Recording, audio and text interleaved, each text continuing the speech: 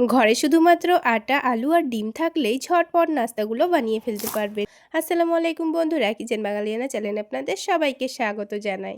নাস্তাগুলো তৈরি করে নেওয়ার জন্য সবার প্রথমে একটা মিক্সিং বোলের মধ্যে 1 কাপ পরিমাণ নিয়ে নিচ্ছি আটা, আর তার সাথে হাফ কাপ পরিমাণ নিয়ে নিচ্ছি ময়দা।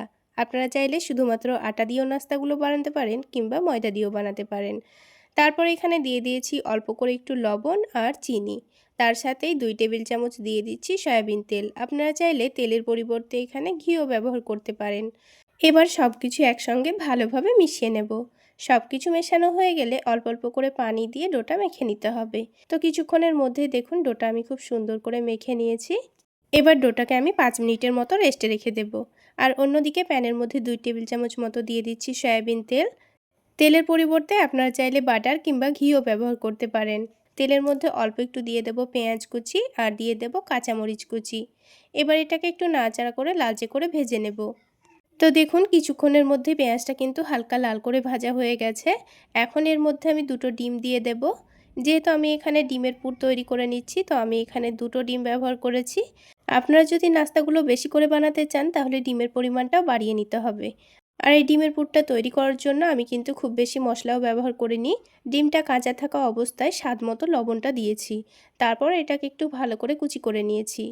এখন দিয়ে দিচ্ছি একটা সেদ্ধ করা আলু। আপনারা চাইলে আলুর পরিমাণটা কিন্তু বাড়িয়েও নিতে পারেন। তারপর দিয়ে দিচ্ছি স্বাদ মতো বিট লবণ। লবণের পরিমাণটা আমি অল্প দিয়েছিলাম, আর আলু দেওয়ার কারণে পরে আবার একটু করে বিট লবণ দিয়ে দিয়েছি।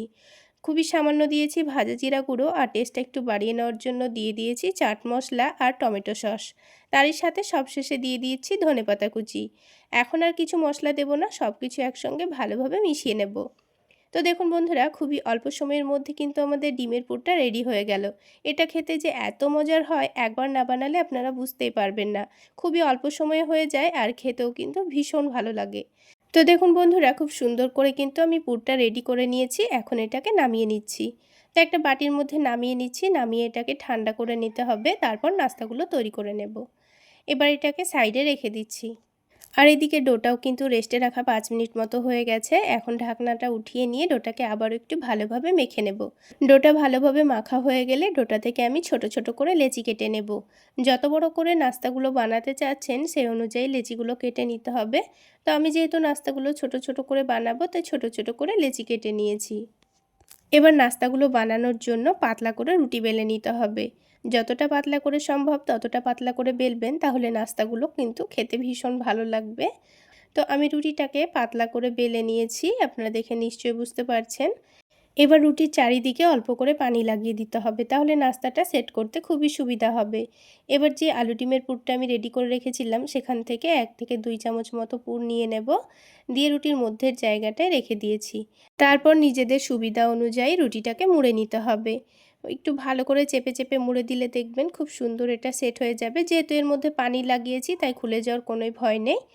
আর মুড়ে নেওয়ার সময় একটা জিনিস লক্ষ্য রাখতে হবে, এই মধ্যের জায়গাটা যেন খুব বেশি মোটা না হয়, তা না হলে ভাজার পর খেতে কিন্তু এটা খুব একটা ভালো লাগবে না। ঠিক একইভাবে আমি প্রথমে কয়েকটা নাস্তা তৈরি করে নিয়েছি। এবার আমি কয়েকটা নাস্তা প্রথমে ভেজে নেব, আর ভাজতে ভাজতে কিন্তু আমি বাকি নাস্তাগুলো তৈরি করে নেব। তো ভাজার জন্য পরিমাণ মতো তেল দিয়ে দিয়েছি। তেলটা হালকা গরম হয়ে গেলে একটা একটা করে নাস্তাগুলো দিয়ে দিচ্ছি।